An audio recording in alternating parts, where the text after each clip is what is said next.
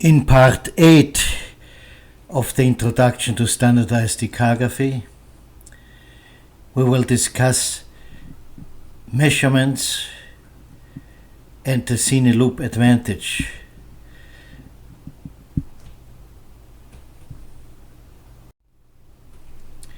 E-scan is the method of choice for tissue differentiation as well as for precise and accurate measurements along the sound beam. First of all, it's peak-to-peak measurements.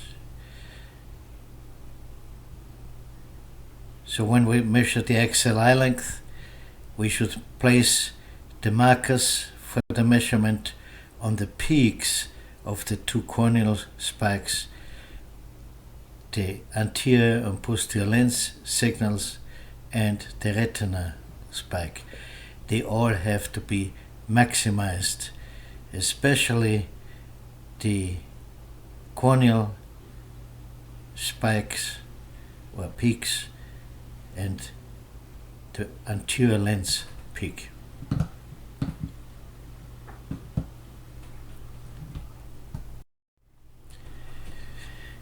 Peaks are the only reliable measuring points in echograms.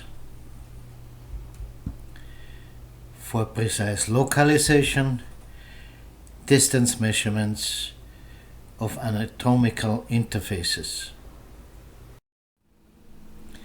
Only peak-to-peak measurements are without phase shift.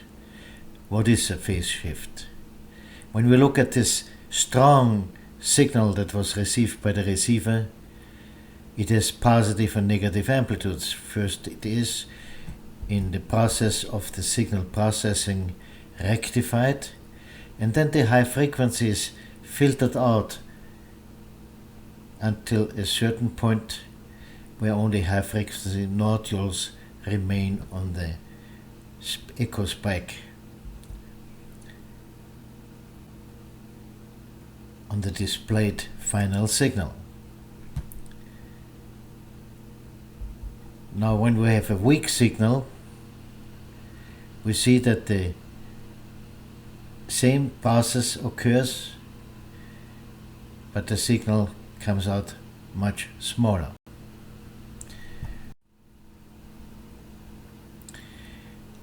When we use base-to-base measurements, then we see here the base of the final displayed echo spike is in a different phase when the signal is strong than when it is weak.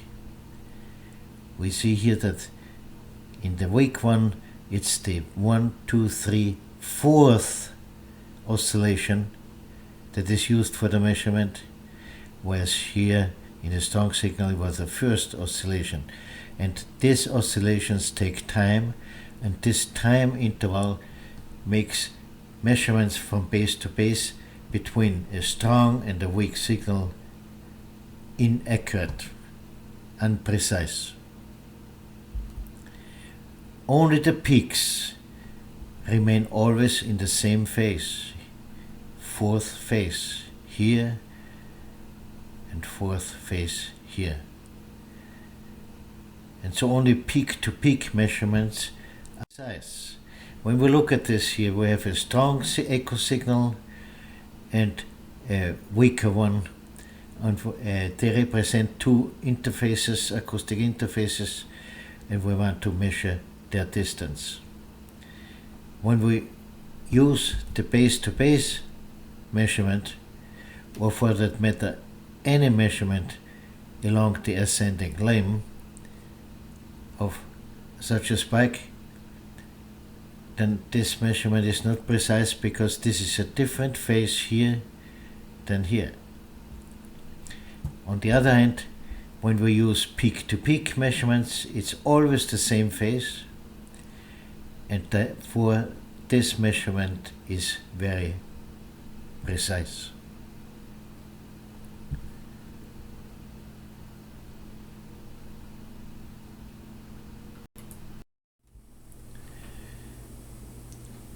Precise A-scan measurements are possible only along the acoustic beam, and they are more precise when we use the low measuring sensitivity. That means we decrease the system sensitivity to the point that the weakest signals are still clearly visible, but the peaks of the others are coming to a lower part of the amplifier characteristic curve. While tissue sensitivity is used for the diagnosis, here with a white beam, a malignant melanoma of the choroid. For measurements, particularly for precise measurements, a measuring sensitivity that is lower should be used. The beam is narrower, that helps the precision, and the peaks are clearly visible and lower. In this case of the malignant melanoma, the measuring sensitivity chosen was T minus 14.4 decibels. And remember the S-shaped curve, the steep portion in the lower area of the spike heights gives us the best sensitivity of acoustic sensitivity, and therefore we should bring the peaks of the spikes that we measure into this zone. If they're getting too low or getting too high, it's very difficult to maximize them, and it will not be such a great acoustic sensitivity available. Precise A-scan measurements along the acoustic beam. Important that the beam is perpendicular on those surfaces. These are all large interfaces whose distance we measure.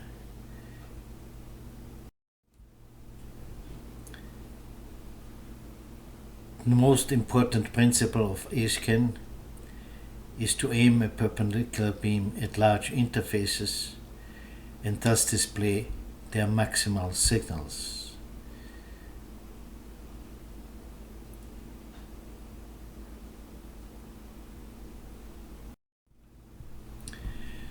Beam perpendicularity on large interfaces is important first of all for distance measurements.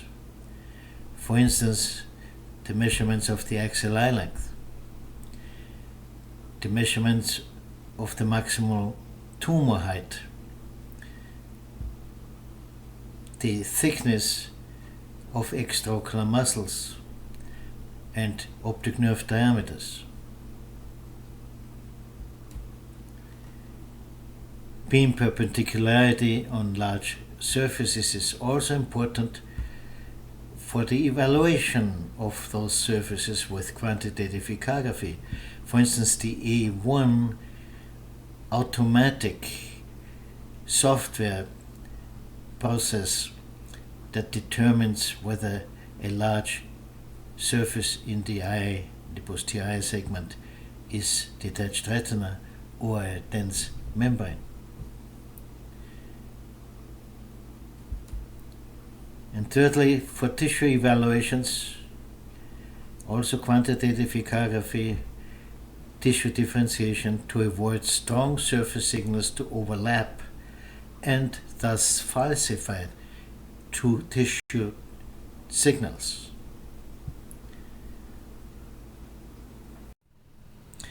Let us first look at distance measurements.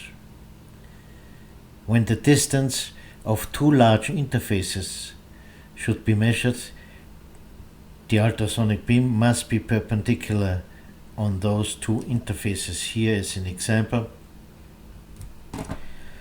The two opposite arachnoidal interfaces of the optic nerve. we have already mentioned that the sound beam comes in obliquely, is refracted toward the perpendicular in the outer dural layers. Therefore the dura on this side is narrower when measured than on the other side, where the beam already arrives perpendicularly.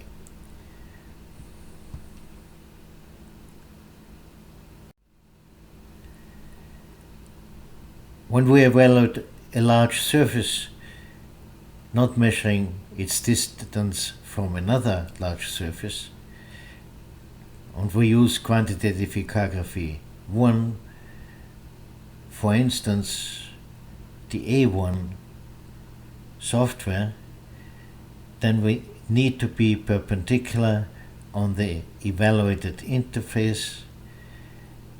It has to produce a maximum signal. What happens in between the probe and this interface? There may be refraction, reflection. It doesn't matter because the echo beam goes back the same route the emitted beam reached that interface.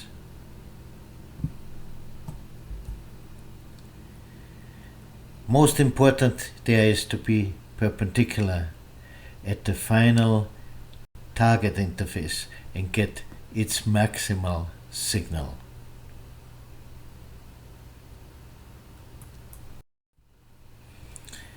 Next, let us look at tissue differentiation. Here is an example of a choroidal melanoma, and the beam must be perpendicular on the surface of this tumor in order to evaluate the internal reflectivity correctly. This surface spike here, retina, on the surface of the melanoma has to be maximized. If it is not, like in this case, where the beam comes obliquely toward the surface of the melanoma, look how the internal reflectivity is different in this echogram, and that is of course wrong.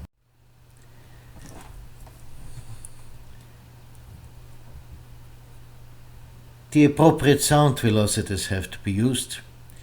In standardized A-scan instruments for axial eye length measurements, the correct velocities for the cornea, the anterior chamber, the lens, and the vitreous cavity are automatically set when the markers are placed over the bordering peaks. One can also change the velocity manually. For instance, when there is silicone oil that has a very low sound velocity in the vitreous cavity.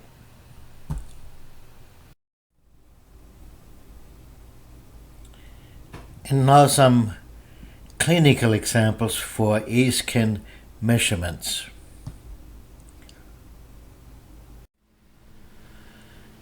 One of the more frequent tasks for a standardized A-scan is to measure the thickness of the retinochoroid layer. That is, for instance, the case when on B-scan the retinochoroid layer appears to be thickened, maybe simply because of a slightly oblique acoustic section, or because the eye is smaller than normal. In that case, the axial eye length is measured, and then the area of the apparent thickening of the retinochoroid layer is measured with A-scan. And that is a simple technique. We display the area with a perpendicular beam on the fundus. Here you see here the retina signal sharply rising and maximally high. This little area of high frequency nodules is the attached posterior vitreous surface that is coarse. And then, after displaying that at tissue sensitivity in maximum height, we decrease system sensitivity to measuring sensitivity. Here it was done T minus 32.3 dB, and that shows clearly the peaks to be measured for the thickness of the retinochoroid layer, that is the retinal peak and the inner scleral peak. And then we set electronic gates over these peaks. They become plump, as you can see here in comparison to up there, because the measuring markers are set on those peaks. And automatic measurements occur, 1.36 millimeters in this case for the retinochoroid layer, and that is normal in the normal area.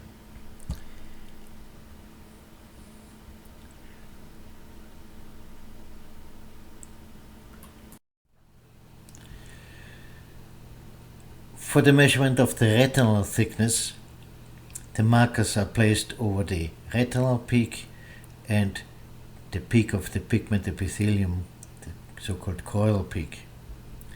And the measurement comes out as 0.59 millimeters. Again, we use here 1550 meters per second, which is the average sound velocity in ocular tissues.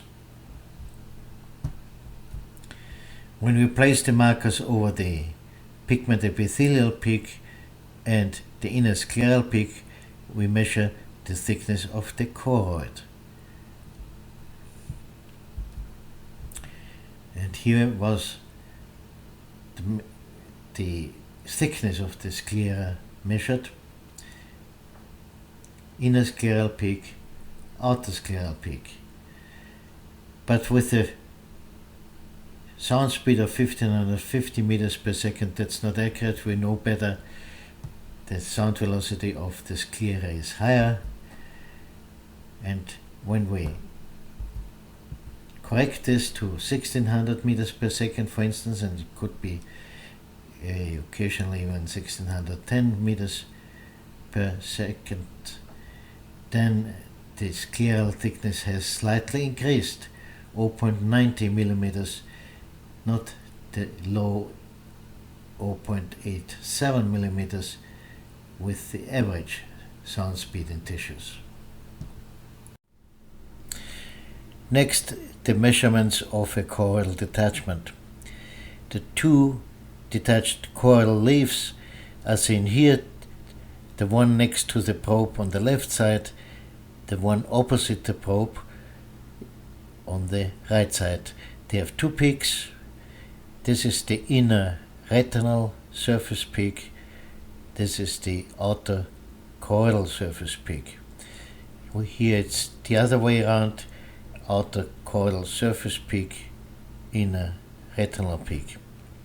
The retina is very smooth, and therefore the rise of the spike is sharp and going right up to the peak with only one high frequency nodule.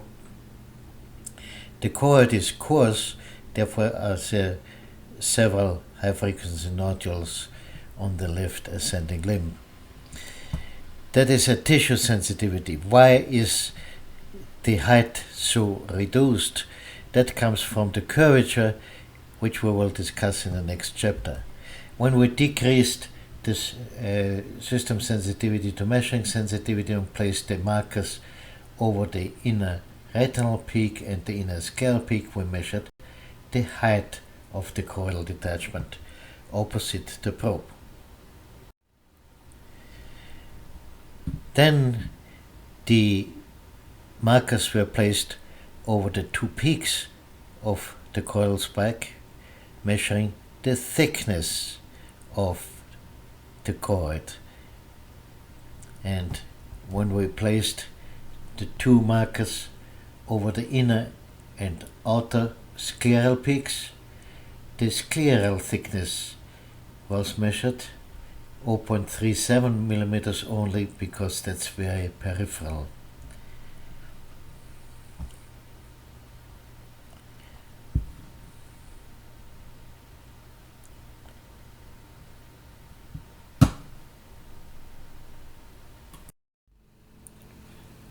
Measuring the height of retinal detachment.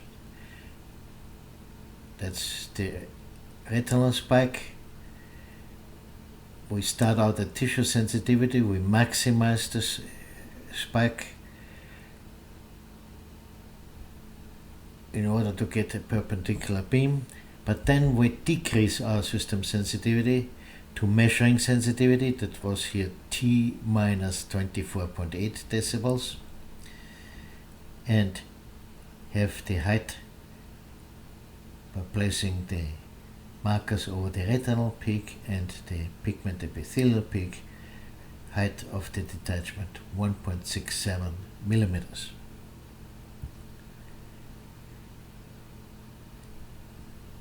This, of course, is not as precise as it could be. We would have to use the sound speed for the subretinal fluid, which is the same as for the vitreous, to get the really precise height of this detachment. But both of these signals must be maximized if we want to measure their distance correctly.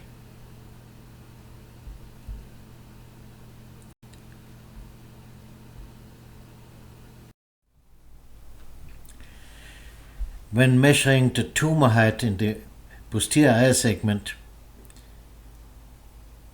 sometimes it's difficult to identify the inner scleral surface. What do we have to do? It's easy in a malignant melanoma. At tissue sensitivity, it's the highest spike following the tumor signals. When maximized, it's the inner scleral surface. Now, in this particular case, there is another medium to high spike that occasionally is seen in malignant melanomas of the choroid. It represents the surface of the choroid that was infiltrated by the tumor and is still visible, but that's rare. So it's the highest spike following these other tumor signals. At low measuring sensitivity, this becomes even clearer. This is the inner tumor surface signal, and that is the inner scleral surface signal. But what about a high reflective tumor like this hemangioma? Which of these spikes is the inner scleral surface signal? There's an easy way to find this out, and that is T minus measuring sensitivity. When we do this, then the inner scleral surface spike sticks out and is very clearly there, whereas the tumor spikes are still lower than that.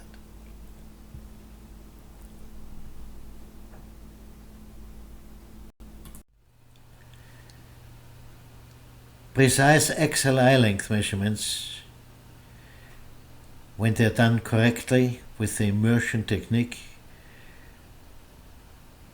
the accuracy, the precision is comparable to that of laser measurements. In this case, the axial eye length measurement was done in a slightly myopic eye with a mild posterior staphyloma. The macula is not centered in the substaphyloma but on the slope.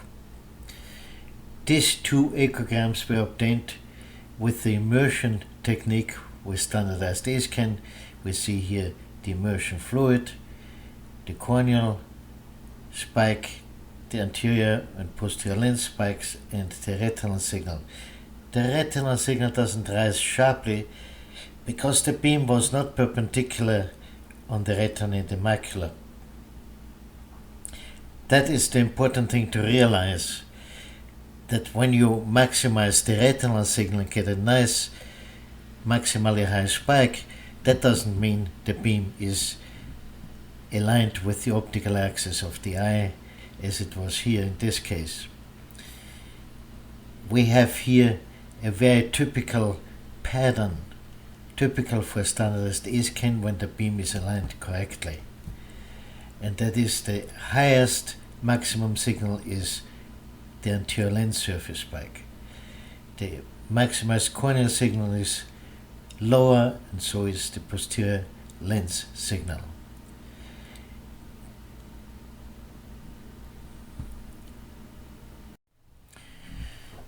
These two exactly identical measuring results were obtained with two independent measurements. What does that mean? When the probe was placed into the immersion fluid and the beam was aligned with the optical axis of the eye by getting this classical pattern of maximized anterior segment signals, then the measurement was taken and the probe was pulled out of the fluid. Then the probe was placed back into the fluid and the same procedure was repeated to align the beam again with the optical axis of the eye. This way one avoids that the same error is repeated again and again. It's wrong to align the beam and then shoot one echographic picture after the other and get a very low standard deviation, misleading one in thinking the evaluation and measurement was precise. With the independent measurements, we can be sure that the outcome is reliable.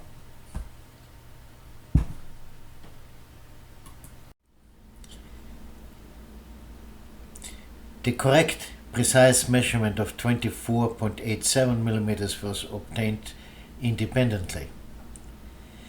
But then a third measurement was taken and that came out differently, 24.9 millimeters. And you can see right away that the anterior lens spike is not maximally high as it should be.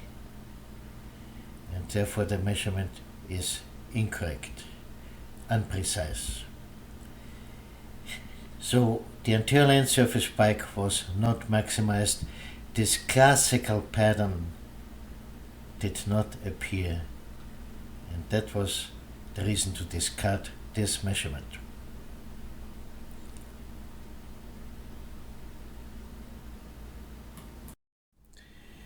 Why is a distinction between anterior lens surface and iris so important in eyes when the pupil is not dilated?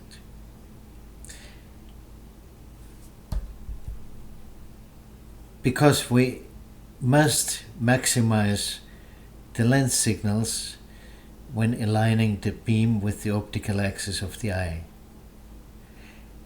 And the iris signal may interfere with the anterior lens signal.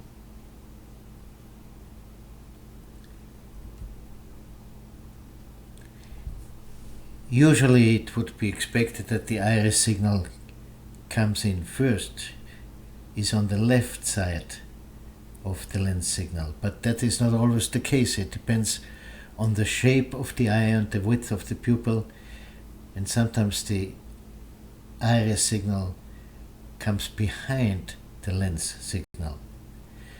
And then maximizing the iris signal instead of the lens signal will lead to a wrong measurement.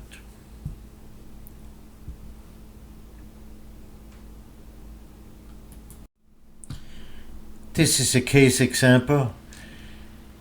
The right eye of this patient, mild myopia, was measured with a narrow pupil. And we see here the pattern, typical pattern after the alignment, but the iris signal is even higher. So that may be confusing. This was the anterior lens signal maximized. When a situation like this occurs in narrow pupils, we use a trick. We just angle the beam minimally. The iris signal, because the iris has a coarse surface, stays on, whereas the lens signal disappears quickly because it's a smooth mirror-like surface. And this way one can identify the anterior lens surface in narrow pupils. The left eye was without problem because the pupil was maximally dilated, and there is no question that this is the anterior lens surface. The measurement was 33.42 in this highly myopic left eye.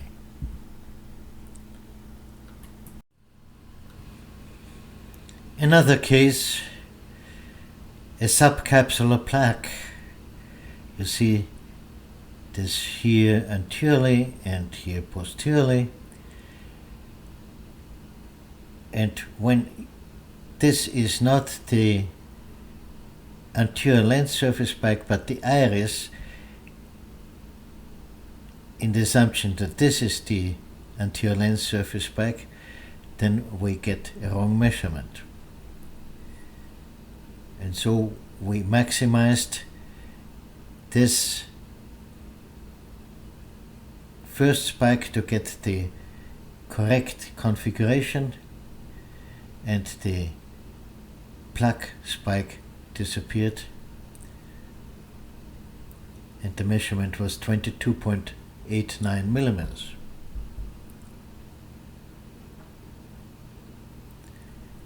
So this is the anterior lens signal, and that was not maximized here enough, but here it was. Here we reduced the system sensitivity from tissue sensitivity to tissue minus.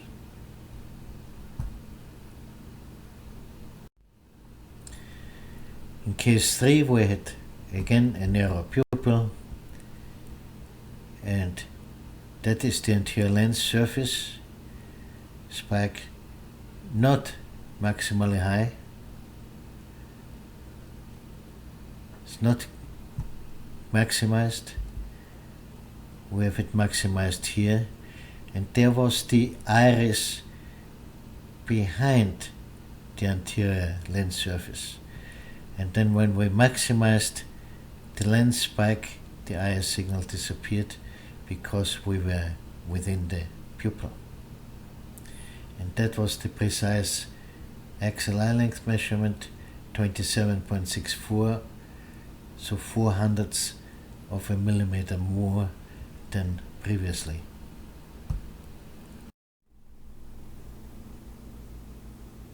And now the cine loop advantage.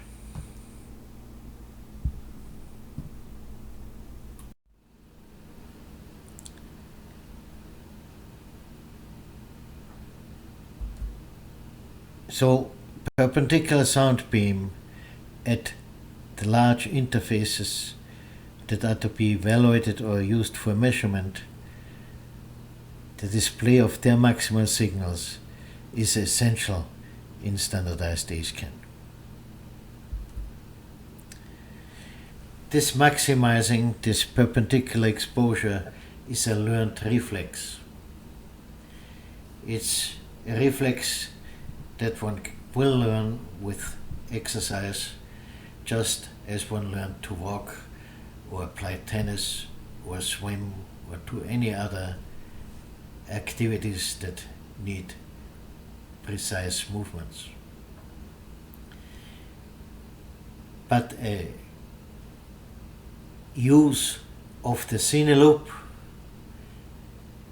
makes this learned reflex so much easier to obtain and to use. Maximal signals show up only for very brief moments as the sound beam strikes a large surface perpendicularly during a scanning procedure. One can see it appear and disappear, but to catch it during the freezing of the echogram, and that is done in order to use it for quantitation or measurements, requires skill and experience besides great concentration and patience. It often requires multiple attempts. With the help of the cine loop, however, the documentation and evaluation of maximal signals becomes an easy standard procedure. One sees a maximal signal and one recovers it after losing it during the freezing by simply pressing a forward or backward button and stepwise finds the maximum signal again in the frozen echogram. The cine loop software is of tremendous value for speedy, easy and reliable display and documentation of maximal signals.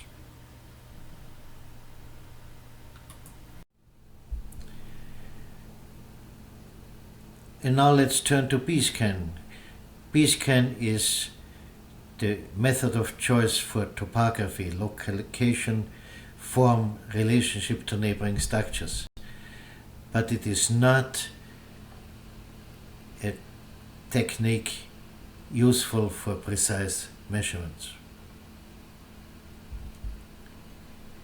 An exception is the UPM of the anterior eye segment.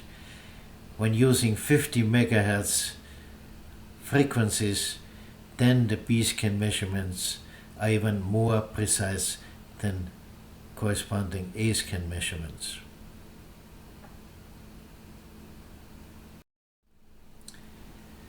Why is B-scan not suitable for accurate measurements? First, we have no exact and comparable measuring points.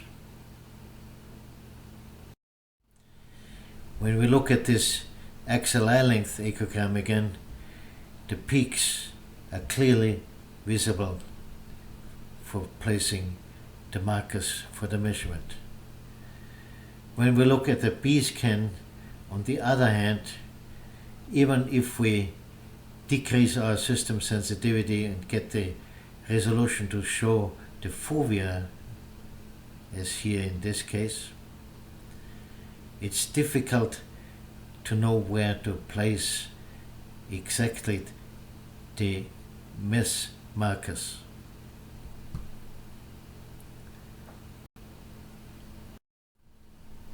Here an example. When we have a B-scan with bright signals, where to place the measuring markers. When the signals are less bright, the zone where we have to put a marker is narrower but still not clear-cut. On the other hand, corresponding A-scans, the peak is visible whether the spike is bright or dim.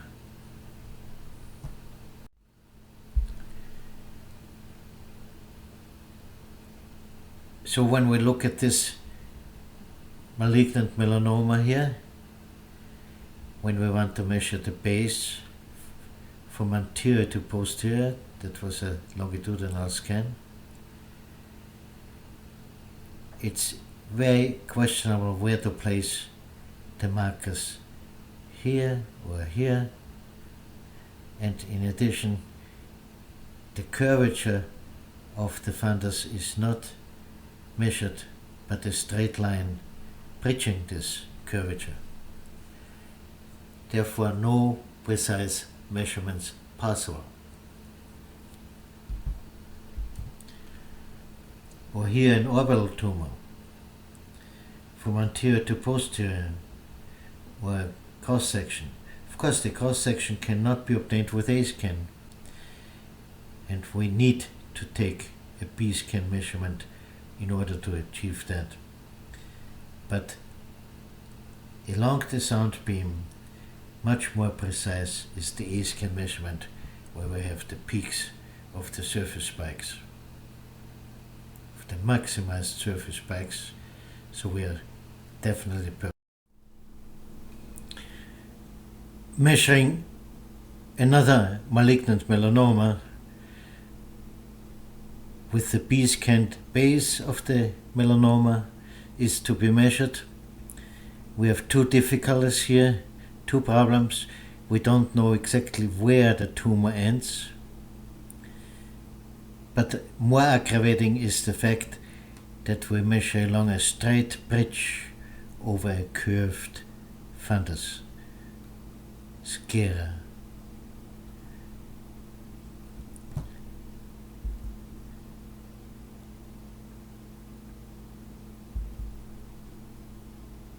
The height of the melanoma is clearly measured more precisely with the A-scan. We have here the tissue sensitivity that indicates a 3% reflectivity of this melanoma. We have placed the measuring gates over the inner scleral surface and the anterior tumor surface here. For the height, we have included the thickened retina and used measuring sensitivity to get the 7.13 millimeter maximum height of this melanoma.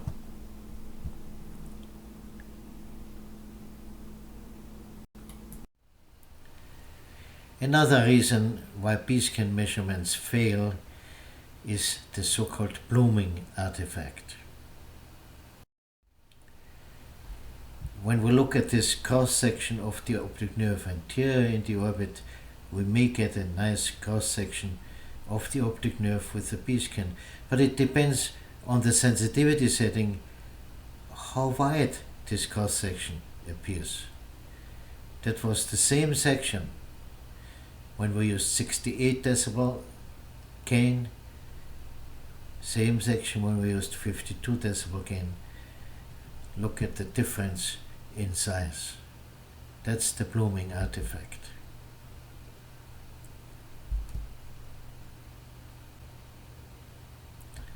From here up to here, which one is the correct one? We find the same problem when measuring cross-sections of extraocular muscles. Here we have the same cross-section of a superior rectus muscle.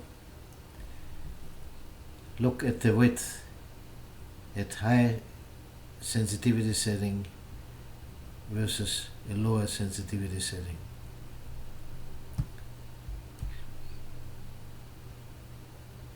Quite a difference.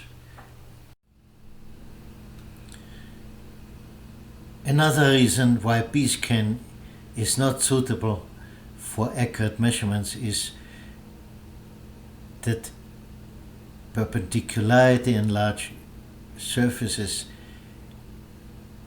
cannot precisely obtained and recognized.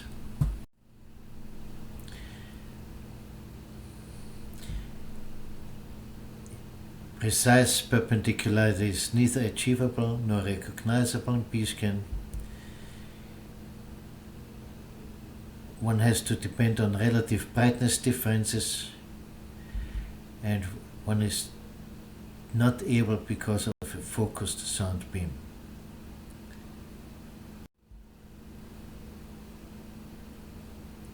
Finally, the posterior orbit is not accessible to B-scan, and so optic nerve and extraocular muscle measurements, for instance in Graves' orbitopathy, cannot be obtained. Why is the posterior orbit for B-scan not accessible? First of all, it uses at least 10 MHz, and this higher frequency causes a stronger sound absorption than the 8 MHz A-scan. But much more important is that in B-scan we use a broadband amplifier in the receiver. The increased noise reception limits its amplification.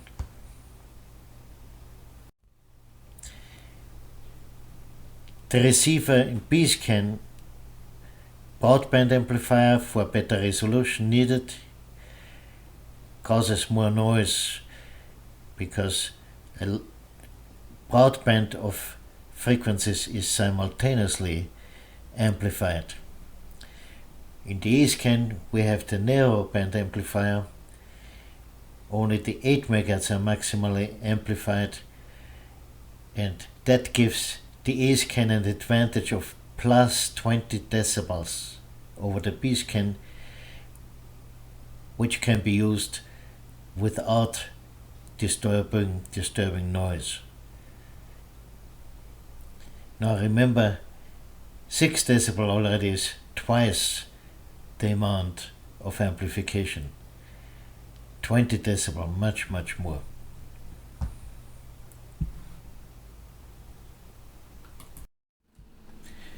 The B-scan is superior, far superior to the A-scan in the measurements using the UBM, this 50 MHz high frequency, where you can measure in any desirable direction with much more precision and accuracy than we can with A-scan.